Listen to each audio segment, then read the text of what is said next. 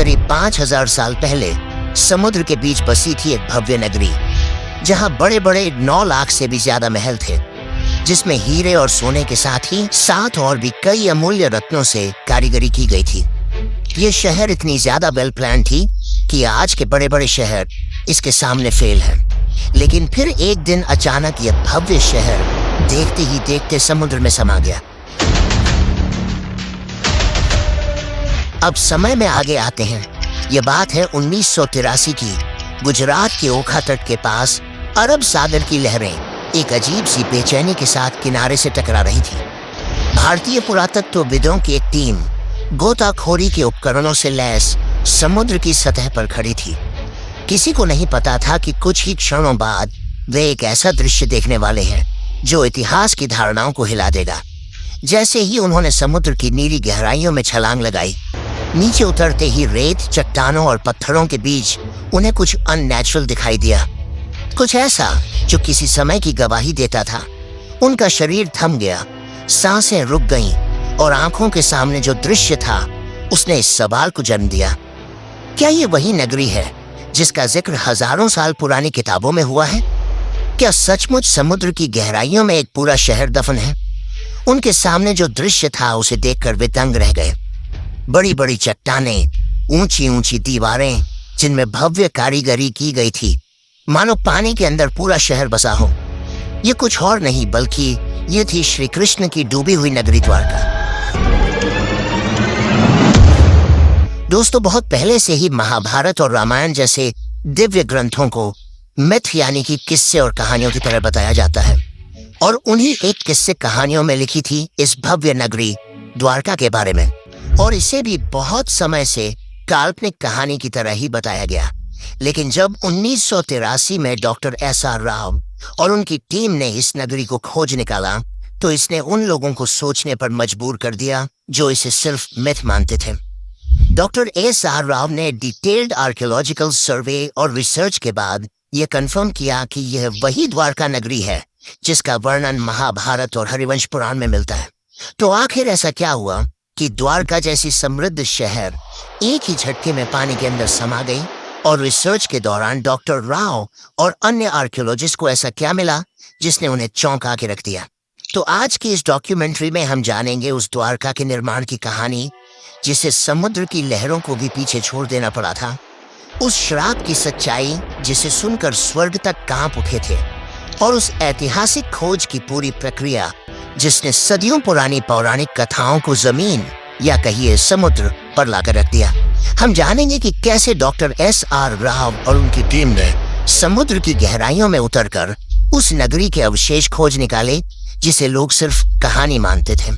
हम ये भी देखेंगे कि कैसे आधुनिक काल में वैज्ञानिकों ने समुद्री तल में हजारों साल पुरानी दीवारें, स्तंभ, लंगर और कलाकृतियां खोजी जिनकी तारीखें महाभारत युद्ध से मेल खाती हैं। तो चलिए इस रोमांचक सफर की शुरुआत करते हैं, जहां पुराण, पुरातत्व और विज्ञान मिलकर उस नगरी की कहानी सुनाएंगे जो हजारों साल पहले स्वर्णिम थी, फिर श्रापित हुई और अंत में लहरों में समा गई।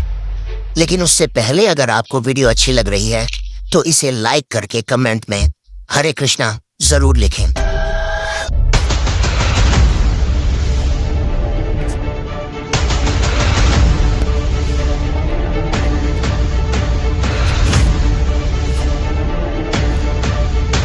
Dwarka and came to the conclusion that it was the Dwarka of Mahabharata.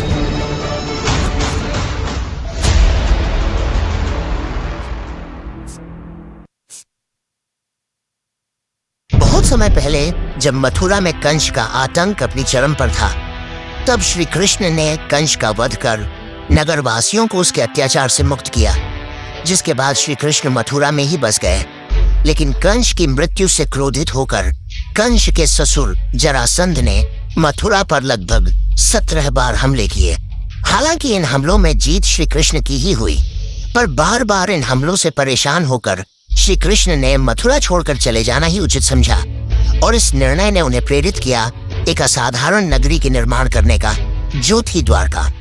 Shri Krishna समुद्र तट पर गए और समुद्र देव से प्रार्थना की, हे वरुण देव, मुझे मेरी प्रजा के लिए शांति और सुरक्षा चाहिए। मुझे अपनी गोद से एक टुकड़ा भूमि दो जहां मैं एक नई नगरी बसाऊं। वरुण देव मुस्कुराए और उन्होंने श्री कृष्ण को समुद्र के बीच 12 योजन यानी कि लगभग 153.6 किलोमीटर भूमि दान में दी, जिसके बाद गॉड ऑफ आर्किटेक्ट यानी कि भगवान विश्वकर्मा को इस नगरी के भव्य निर्माण का कार्य सौंपा गया। अंततः उन्होंने इस भव्य नगरी का निर्माण संपन्न किया। महलों की ऊंचाई जैसे आकाश को छू रही थी, दीवारें सोने की थीं, फर्श चांदी के। नगर के चारों ओर विशाल द्वार थे, इसीलिए इस नगरी का नाम पड़ा द्वारका यानी द्वारों का नगर। हवाओं में सुगंधित फूलों की खुशबू थी, गलियों में मोर नाचते थे और बीचों बीच बना श्री कृष्ण का महल तो ऐसा प्रतीत होता था मानो स्वर्ग पृथ्वी पर उतर आया हो। नगर की सड़कों को इस तरह से बनाया गया था कि वे सीधे बंदरगाह तक पहुंचती थी। समुद्र से व्यापार के लिए विशेष गोदियां बनाई गईं, जहां जहाज आसानी से आ जा सकें। शहर में जल आपूर्ति के लिए सिंचाई प्रणाली थी, जो उस काल में अत्यंत दुर्लभ मानी जाती थी। स्वच्छ जल के तालाब, हरे भरे बाग और सजे हुए बाजार इस नगरी को न केवल सुंदर बल्कि पूरी तरह आत्मनिर्भर बनाते थे। भागवत पुराण के अनुसार द्वारका में कुल 900 से अधिक भव्य महल थे, जो चंद्रकांत, हीरा, मणि और सोने से बने थे। श्री कृष्ण ने स्वयं उन महलों को अपने प्रियजनों के लिए बनवाया था। बलराम, रुक्मिणी, सत्यभामा, जाम्बवती और अन्य रानियों के लिए अलग अलग राजमहल। ये महल न सिर्फ वास्तुकला का चमत्कार थे बल्कि अध्यात्म और भक्ति का प्रतीक भी। लेकिन यह अंत नहीं था। अब शुरू होने वाला है वो अध्याय जिसने द्वारका को कालातीत बना दिया। एक ऐसा नगर जिसे स्वयं भगवान ने बसाया, देवताओं ने सजाया और समय ने इतिहास में दर्ज कर दिया। लेकिन जहां निर्माण होता है वहीं विनाश भी इंतजार करता है। द्वारका की यह स्वर्ण गाथा आगे चलकर एक ऐसे श्राप की छाया में डूबेगी जिसकी कल्पना तक किसी ने न की थी। महाभारत का युद्ध समाप्त हो चुका था। धूल में लथपथ योद्धाओं के शव, बिखरे हुए अस्त्र शस्त्र और खून से लाल धरती, कौरवों का विनाश हो चुका था। अपने पुत्रों की यह दशा देखकर गांधारी काफी क्रोधित हो गई। उनका मानना था कि यदि श्री कृष्ण चाहते तो यह युद्ध होता ही नहीं, परंतु उन्होंने ऐसा नहीं किया, जिससे क्रोधित होकर गांधारी ने श्री कृष्ण को श्राप दिया कि जिस प्रकार मेरे वंश का विनाश हुआ है, ठीक उसी प्रकार तुम्हारे भी वंश का विनाश हो जाएगा। इस श्राप ने यदुवंश के विनाश की नींव रख दी।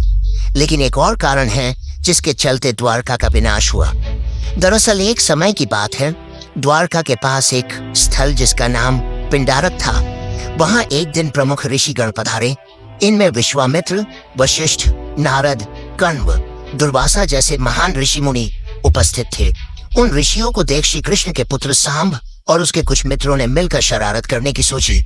सांब ने एक गर्भवती स्त्री का रूप धारण कर लिया और उन ऋषियों के पास पहुंचे, इस बात से अनजान कि वे ऋषि कोई साधारण साधु संत नहीं बल्कि त्रिकालदर्शी थे, जिन्हें सब कुछ मालूम था। सांब और उसके मित्र उनके निकट गए और उनकी तपस्या भंग कर ऋषियों से अपने होने वाले बच्चे के बारे में पूछने लगे।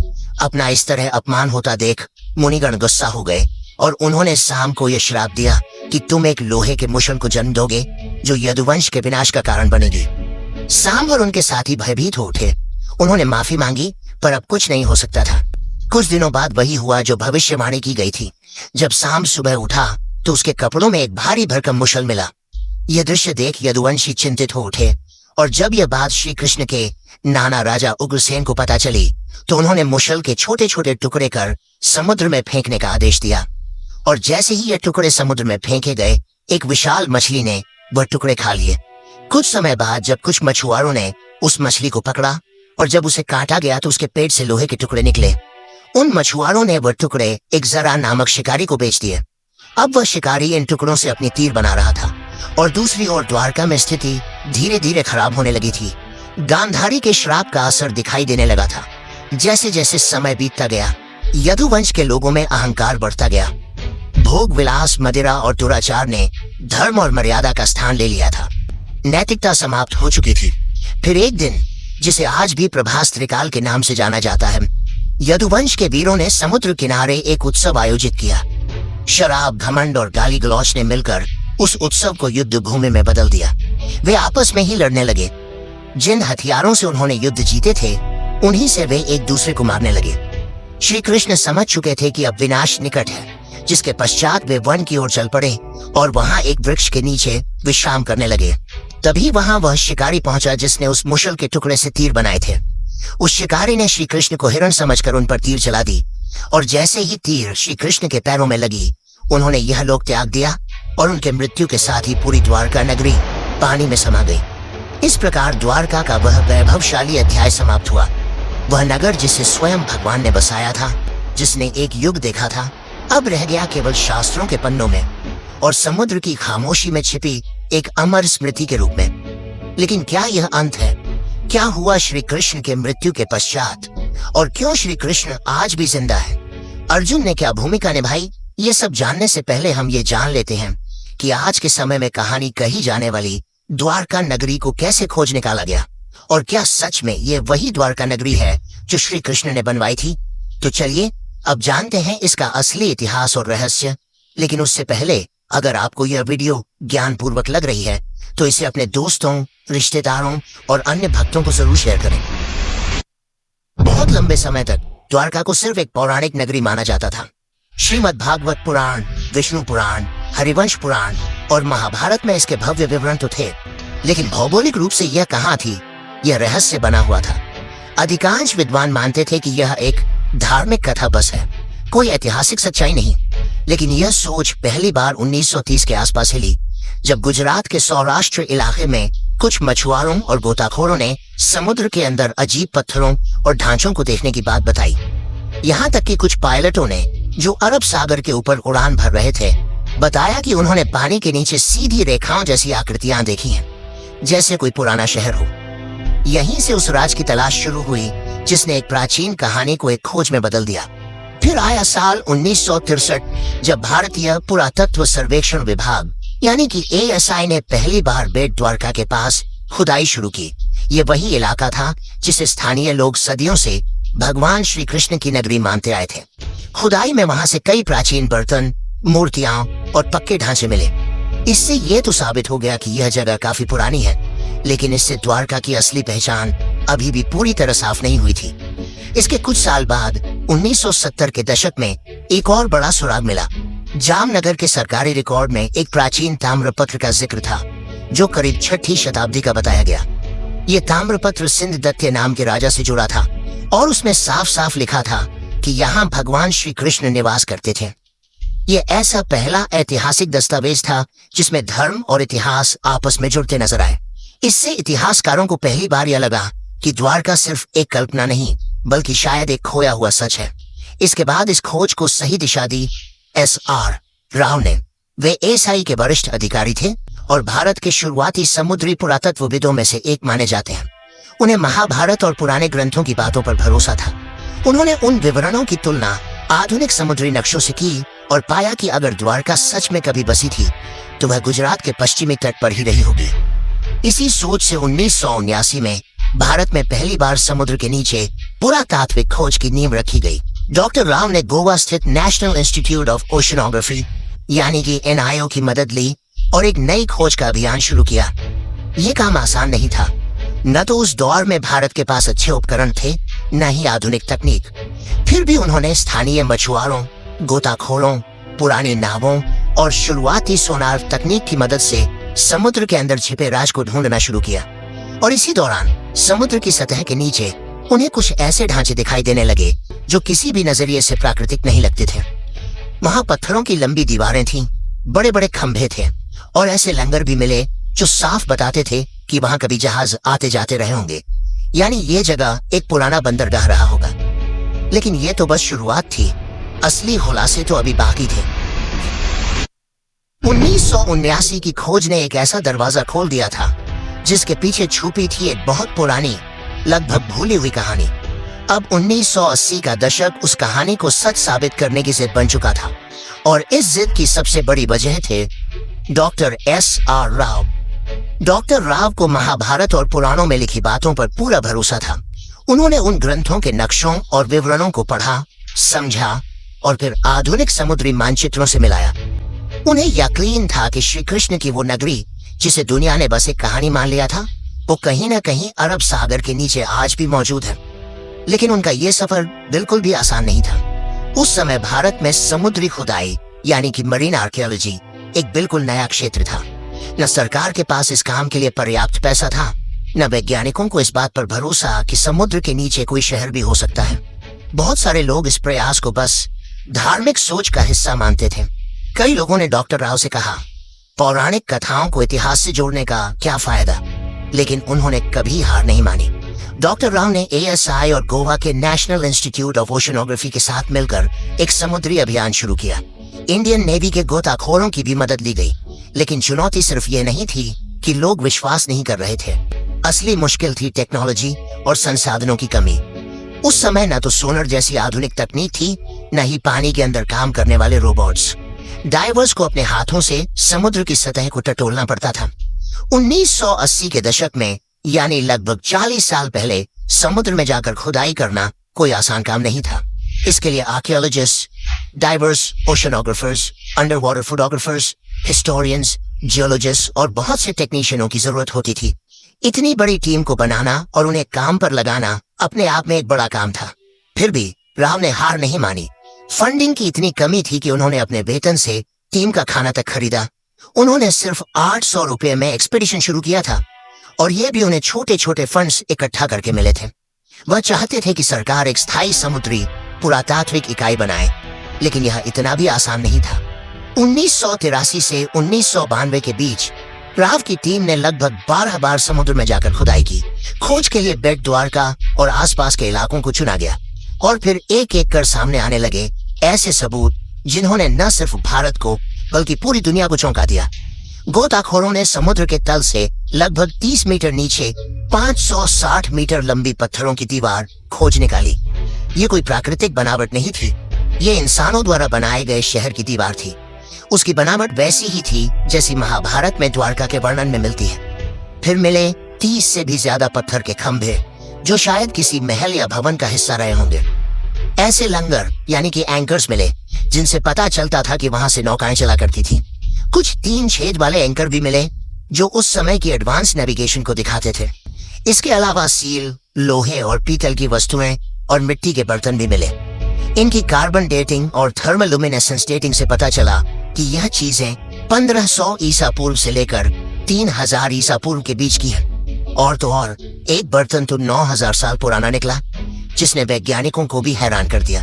परंतु दुनिया भर के बहुत सारे इतिहासकारों ने इसे मानने से इनकार कर दिया। उन्हें यह एक माइथ रिवाइवल यानी सिर्फ धर्म को प्रचारित करने की कोशिश लगी। लेकिन डॉक्टर राव का जवाब साफ था, मैं ग्रंथों को धार्मिक किताबें नहीं, ऐतिहासिक दस्तावेज मानता हूँ। जब रोम, एथेंस और बाबुल जैसे शहरों की खुदाई हो सकती है, तो द्वारका की क्यों नहीं? साल 1990 आते आते टीम को 500 से ज्यादा आर्टिफैक्ट्स, एंशिएंट हार्बर वॉल्स और एक सुनियोजित शहर के संकेत मिल चुके थे। अब यह बात लगभग तय हो गई थी। द्वारका कोई कल्पना नहीं, वह एक असली, समृद्ध और व्यवस्थित सभ्यता थी जो समुद्र में समा गई। लेकिन अभी तो सिर्फ सतह खुली थी। असली राज तो समुद्र के और अंदर छुपा था, और वहीं से शुरू होता है अगला अध्याय। 1990 तक डॉक्टर SR राव और उनकी टीम ने साबित कर दिया था कि द्वारका सिर्फ एक पौराणिक कथा नहीं, बल्कि एक डूबी हुई सच्ची सभ्यता थी। लेकिन अब जरूरत थी और भी ठोस वैज्ञानिक सबूतों की, ताकि दुनिया भी मान ले कि भगवान श्री कृष्ण की द्वारका असली थी और वाकई समुद्र में समा गई थी। इन सबूतों से यह तो साबित हो गया था कि द्वारका सिर्फ किस्से कहानियों में नहीं, बल्कि सच में थी, और काफी ज्यादा वेल प्लान थी। लेकिन उस समय फंडिंग की कमी की वजह से इसके रिसर्च को रोक दिया गया। फिर साल 2001 में इस दिशा में एक बहुत बड़ा कदम उठाया गया। भारतीय पुरातत्व सर्वेक्षण और NIOT यानी कि national institute of ocean technology ने मिलकर एक बड़ा वैज्ञानिक अभियान शुरू किया। जगह चुनी गई कच्छ की खाड़ी और बेट द्वारका का इलाका। इस बार अभियान में सिर्फ पुरातत्वविद ही नहीं, बल्कि समुद्र वैज्ञानिक, भूगर्भ शास्त्री, नौसेना के गोताखोर, सोनार तकनीक के विशेषज्ञ और इंटरनेशनल कार्बन डेटिंग लैब्स भी जुड़े थे। इस खोज की कमान संभाली थी डॉक्टर आलोक त्रिपाठी, जो ASI के समुद्री पुरातत्व निदेशक थे, और उनके साथ थे डॉक्टर राजीव निगम, जो उस समय CSIR के मरीन साइंस प्रमुख के रूप में काम कर रहे थे। इस बार की खोज पहले से अलग थी। ये हाईटेक थी। इसमें अब सिर्फ आंखों से नहीं बल्कि मशीनों से खोज की जा रही थी। 2001 से 2007 तक समुद्र के अंदर का पूरा हाइड्रोग्राफिक सर्वे किया गया। एडवांस सोनार और सब बॉटम प्रोफाइलर जैसे मॉडर्न उपकरणों से समुद्र की परतों का डिजिटल नक्शा बनाया गया। वैज्ञानिकों ने करीब 40,000 वर्ग मीटर का समुद्र का हिस्सा स्कैन किया और जो मिला उसने सबको हैरान कर दिया। समुद्र की गहराई में मिले ये बहुत बड़े चौकोर पत्थर के ब्लॉक जो किसी नगर की नींव जैसे लगते थे। चूना पत्थर यानी कि लाइमस्टोन के टुकड़े जो शायद किसी शानदार इमारत के अवशेष थे। टेराकोटा सील्स जिन पर पुराने चिन्ह बने थे। पुराने लंगर जो बताते थे कि यहाँ कोई एंशिएंट बंदरगाह था। साथ ही नाली और सिंचाई व्यवस्था जो दिखाती थी कि उस समय का शहर कितनी सोच समझ कर बसाया गया था। अब बारी थी सबसे बड़े टेस्ट की, कार्बन डेटिंग की। सभी आर्टिफैक्ट्स को भारत और विदेश की प्रयोगशालाओं में भेजा गया और जब नतीजे आए तो वैज्ञानिकों और इतिहासकारों को भी झटका लगा। कई चीजें करीब 9,000 साल पुरानी निकली, यानी ये तो हड़प्पा सभ्यता से भी पहले की थी। कुछ टुकड़ों की उम्र 5,000 साल तक पुरानी पाई गई जो महाभारत और द्वापर युग से मेल खाती है। डॉक्टर राजीव निगम ने कहा कि महाभारत में लिखा है कि द्वारका समुद्र से निकाली गई जमीन पर बसी थी और भूगर्भ शास्त्रियों की रिपोर्ट से भी यही पता चला कि समुद्र ने बाद में उसी जमीन को वापस निगल लिया। सोलर मैपिंग से यह भी पता चला कि जैसे जैसे समुद्र का स्तर बढ़ा, मंदिर और घर धीरे धीरे आगे खिसकते गए। यानी यह एक धीमा और क्रमिक डुबाव था, अचानक नहीं। A.K. सिन्हा ASI के निदेशक ने बताया कि जमीन और समुद्र दोनों जगहों से जो अवशेष मिले हैं उनके आकार, डिजाइन और बनावट में काफी समानता है, जो ये साबित करता है कि ये सब एक ही समय और संस्कृति से जुड़े थे। फिर आया साल 2007 जब नौसेना और ASI ने मिलकर तीसरा सबसे बड़ा अंडर वाटर एक्सकवेशन शुरू किया। पंचकुई बीच के पास से शुरू हुई इस खुदाई में लगभग 2 नॉटिकल मील के दायरे में फैली हुई मंदिरों की दीवारें, महल के खंडहर और जल निकासी प्रणाली मिली। यही वो पल था जब पहली बार दुनिया ने माना द्वारका कोई कल्पना नहीं बल्कि एक सच है, एक पूरी सभ्यता जो समुद्र में समा गई। लेकिन फिर भी एक सबसे बड़ा सवाल बाकी रह गया, आखिर द्वारका डूबी क्यों? इसका धार्मिक दृष्टिकोण से तो हमने उत्तर जान लिया, अब जानते हैं वैज्ञानिक दृष्टिकोण से और साथ ही जानेंगे आज के समय की द्वारका के बारे में। तो बने रहिए क्योंकि हम जो आपको बताने वाले हैं वो आपको चौंका कर रख देगा। 2007 की खोजों ने यह साबित कर दिया था कि समुद्र की गहराइयों में कोई आम चीजें नहीं बल्कि एक पूरी बसी हुई और समृद्ध नगरी है। लेकिन एक सवाल अब भी रह गया था, आखिर ये नगर डूबा कैसे? क्या वाकई ये कोई श्राप था जैसा ग्रंथों में लिखा है, या फिर इसके पीछे कोई प्राकृतिक और वैज्ञानिक वजह थी? इन सवालों के जवाब ढूंढने के लिए वैज्ञानिकों ने रुख किया ओशनोग्राफी यानी कि समुद्र विज्ञान और जियोलॉजी यानी कि भूगर्भ शास्त्र की ओर। अब तक जो मिला था वो सब प्रमाण तो थे, लेकिन अब जरूरत थी समय को मापने की, ये जानने की कि जब द्वारका बसी थी तब समुद्र में ऐसा क्या हुआ जो वो सब कुछ निकल गया। इस पूरे शोध का आधार बना सी लेवल राइज थ्योरी। अमेरिका की SSCSM यूनिवर्सिटी के प्रोफेसर रेंस ने एक अध्ययन किया जिसमें अरब सागर के सी लेवल को 20,000 सालों के डेटा के जरिए ट्रैक किया गया था। इस रिसर्च के मुताबिक 9,000 साल पहले यानी करीब 11,000 साल पहले समुद्र का स्तर आज के मुकाबले 25 मीटर नीचे था। 5,000 ईसा पूर्व के बीच समुद्र अचानक बहुत तेजी से कई मीटर तक ऊपर उठ गया। वैज्ञानिक मानते हैं कि यह घटना किसी सुनामी या समुद्री आपदा का संकेत देती है और यह सिर्फ अरब सागर में नहीं हुआ। जब वैज्ञानिकों ने दुनिया के बाकी हिस्सों से मिले सी लेवल डेटा से इस जानकारी की तुलना की तो कैरेबियन द्वीप, इंडोनेशिया और दक्षिण अमेरिका जैसी जगहों पर भी उस दौर में बड़ी बड़ी समुद्री हलचलें और सुनामी के सबूत मिले। इसका मतलब था कि यह घटना सिर्फ भारत तक सीमित नहीं थी बल्कि पूरी दुनिया में उस समय कुछ बड़ा हो रहा था। और ठीक इसी समय महाभारत के अनुसार श्री कृष्ण ने पृथ्वी का त्याग किया था और कलयुग की शुरुआत हुई थी। अब सारे वैज्ञानिक और ऐतिहासिक सबूत एक ही तरफ इशारा कर रहे थे। द्वारका का डूबना कोई कल्पना नहीं बल्कि एक सचमुच की ऐतिहासिक घटना थी जिसमें प्राकृतिक आपदा, समय का चक्र और शायद कर्मों की प्रतीकात्मक कहानी सब एक साथ जुड़ गए थे। और फिर आया साल 2024 जब भारत सरकार ने इस पूरे रहस्य को दुनिया के सामने लाने का फैसला किया। 25 फरवरी 2024 को प्रधानमंत्री नरेंद्र मोदी खुद गुजरात के पंचकुई बीच पहुंचे। उनके साथ थी भारतीय नौसेना ASI और वैज्ञानिकों की एक टीम जो स्कूबा डाइविंग से समुद्र की गहराइयों में जाने वाली थी, वहीं जहां श्री कृष्ण की नगरी कभी खड़ी थी। ये कोई आम डाइव नहीं थी, ये इतिहास से साक्षात्कार था। जैसे ही प्रधानमंत्री समुद्र में उतरे, वहां पत्थर के स्तंभ, लंगर, मंदिर की नींव और प्राचीन दीवारें दिखाई दी। मोदी जी ने खुद समुद्र की गोद में मोरपंख अर्पित किया, जो श्री कृष्ण की स्मृति और भारत की सनातन विरासत को फिर से जीवंत करने का प्रतीक था। इसके बाद उन्होंने द्वारिकाधीश मंदिर में जाकर श्री कृष्ण और रुक्मिणी माता के दर्शन किए। मंदिर की 52 गज की ध्वजा, जो हर दिन 5 बार बदली जाती है, आज फिर हवा में लहराई, मानो ये संकेत दे रही हो कि द्वारका की सच्चाई अब दुनिया के सामने है। आज की तारीख में द्वारका 2 भागों में बसी है। एक जो है जहां लाखों श्रद्धालु हर साल दर्शन के लिए आते हैं, और दूसरी जो समुद्र के नीचे है, जिसे आज पूरी दुनिया जानती है the lost city of Krishna के नाम से। इस 90 साल की खोज, संघर्ष और वैज्ञानिक यात्रा ने दुनिया को यह दिखा दिया कि श्रद्धा सिर्फ आस्था नहीं, वो इतिहास की नींव भी बन सकती है। द्वारका सिर्फ भारत की कहानी नहीं है, ये पूरी मानव सभ्यता की याददाश्त है, जो ये सिखाती है कि सत्य और संस्कृति को भुलाया नहीं जा सकता, चाहे वो कितनी भी गहराई में क्यों न छुपा हो। और इसीलिए आज भी द्वारका जिंदा है, कभी मंदिर की घंटियों में, कभी समुद्र की लहरों में, और अब वैज्ञानिक रिपोर्टों में भी।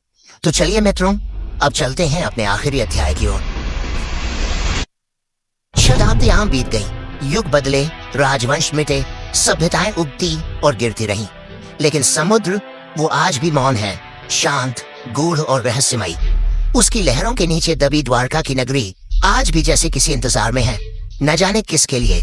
शायद उसके निर्माता श्री कृष्ण के फिर से लौट आने के लिए, या शायद इस धरती के इंसानों के उस बोध के लिए जब वे केवल इतिहास नहीं, अपनी आस्था में छिपे सत्य को भी पहचानना सीखें। द्वारका कोई कल्पना नहीं थी, वो एक यथार्थ था, एक स्वर्णिम यथार्थ, जिसे एक श्राप ने लील लिया, एक समय ने छिपा दिया, और एक समुद्र ने अपनी गहराइयों में समा लिया। लेकिन वह सत्य आज फिर उभर रहा है, टूटे स्तंभों में, पुरातत्व की रिपोर्टों में, सोलर की लहरों में, और एक राष्ट्र की आस्था में। इस पूरी डॉक्यूमेंट्री ने हमें यह सिखाया कि आस्था और विज्ञान 2 विपरीत ध्रुव नहीं है, वे एक ही सत्य की 2 राहें हैं। एक राह हमें विश्वास दिलाती है और दूसरी उसे प्रमाणित करती है। द्वारका की कहानी बस एक शहर की कहानी नहीं है, यह उस संस्कृति की कहानी है जो अपने चरम पर भी विनम्र थी और अपने अंत में भी दिव्य। यह उस ईश्वर की नगरी की कहानी है जिसने अपने जीवन से कर्म का सार बताया और अपने अंत से संयम और स्वीकृति का। और जब अगली बार आप समुद्र की लहरों को देखें, जरा ठहरिएगा, शायद किसी अगाध गहराई से आपको कोई बांसुरी की धुन सुनाई दे, शायद वो द्वारकाधीश अब भी आपको पुकार रहे हों, अपने नगर से, अपने सत्य से, क्योंकि कुछ कहानियां खत्म नहीं होती, वे सिर्फ इंतजार करती हैं दोबारा जगाए जाने का। जय द्वारकाधीश।